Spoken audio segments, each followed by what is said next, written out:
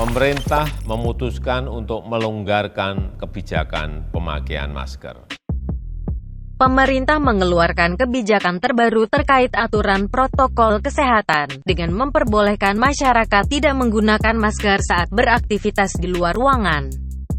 Pernyataan ini resmi dikeluarkan oleh Presiden Jokowi, dalam rilis resminya di Jakarta, Selasa tanggal 17 Mei tahun 2022 sore. Meskipun demikian, Presiden meminta agar masyarakat tetap menggunakan masker saat beraktivitas di dalam ruangan, atau saat berada di transportasi publik. Selain itu, Presiden menyarankan masyarakat yang sedang sakit batuk pilek serta lansia, dan kelompok masyarakat yang memiliki komorbid untuk tetap menggunakan masker saat beraktivitas.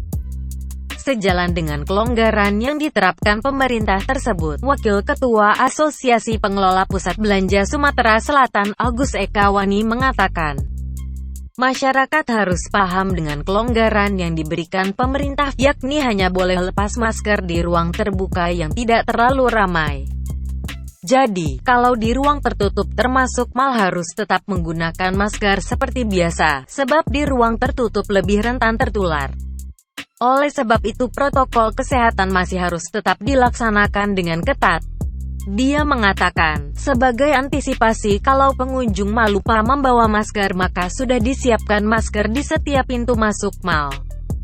Jadi tidak ada alasan tidak membawa masker, atau tidak boleh masuk mal, sebab sudah difasilitasi ada masker yang disiapkan, dan kebijakan ini juga berlaku di seluruh mal di Sumsel.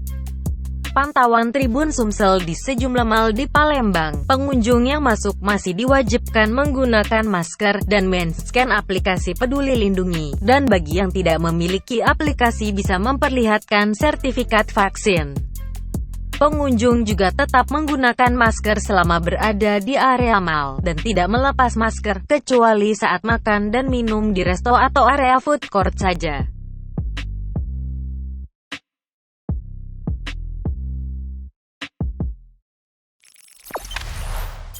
Jangan lupa subscribe, share, komen, dan like ya!